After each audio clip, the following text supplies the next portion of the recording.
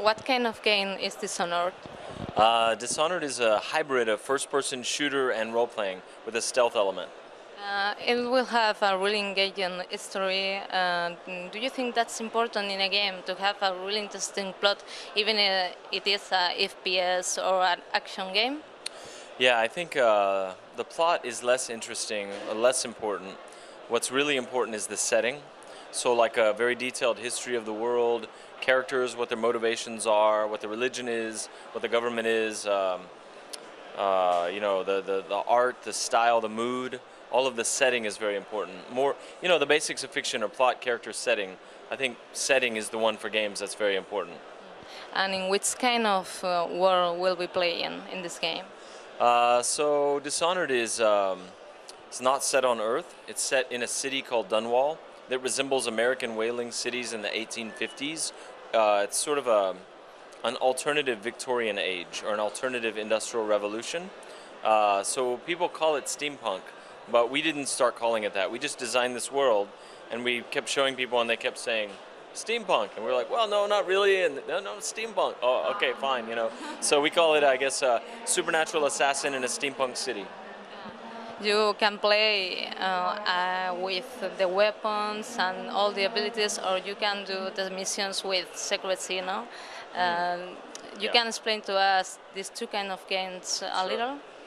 Yeah, one of the things that's very important to us is that you play the way you want, at the pace you want. So some people play very direct, they just rush in, shoot everybody, you know, accomplish the mission, kill the right targets and move on. It takes about 12 to 14 hours to finish the game that way. Other people, it's so long? Yeah.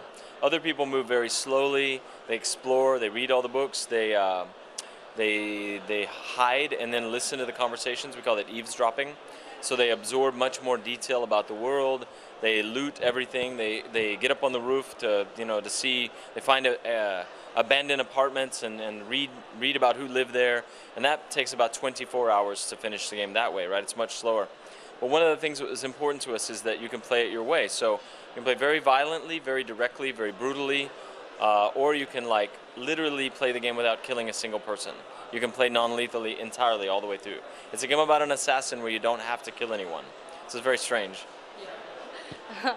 Well, you take different decisions during the game that will affect the ending.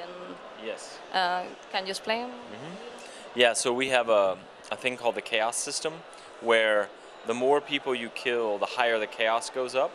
And the higher the chaos is, every time you start a new mission, there are more rats in the world, there are more people with the plague, the dialogue lines get darker, and the end games are different as well. So chaos, killing in the game, destabilizes the world, destabilizes the government, destabilizes families, destabilizes the city itself. That's really interesting. Yeah. Really.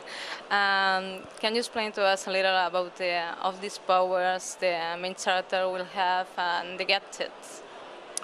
Yeah, so character development happens either by supernatural powers, and some are active and some are passive. So there's like blink is a teleport, bend time is stopping time, possession is you know, taking control of someone else, and in our possession you don't leave your body behind and your mind goes into them. It doesn't work that way. You physically merge with them, so it's like magic. You move into their body.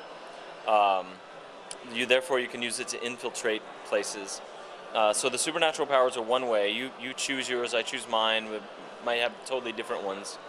You can have whichever ones you want. You can save up your runes and buy the most expensive one in the game, or you can buy a level 1 of a bunch of them, you know. Then the second thing is equipment. So you collect money and buy equipment, weapons and upgrades for weapons, make your crossbow shoot further or whatever. And then lastly, there's this thing called bone charms, which are little, we have a term called scrimshaw, where you carve whale bones and teeth, and they hang on a little bandolier, you know, across here. And each one has a minor supernatural power, so you might have one that says, if you possess a white rat, you can possess it for longer, or if you drink water, it heals you, you know. So all the bone charms do little things like that. So every player is a combination of supernatural powers, equipment upgrades, and bone charms. Well, it looks like a great game. I hope we will see it soon. Yeah, it comes out on October 12th in Spain, and on Xbox 360, PS3, and PC. And the PC is available through Steam and Games for Windows, but not Games for Windows Live. Well, thank you for all. Yeah, thank you. Really.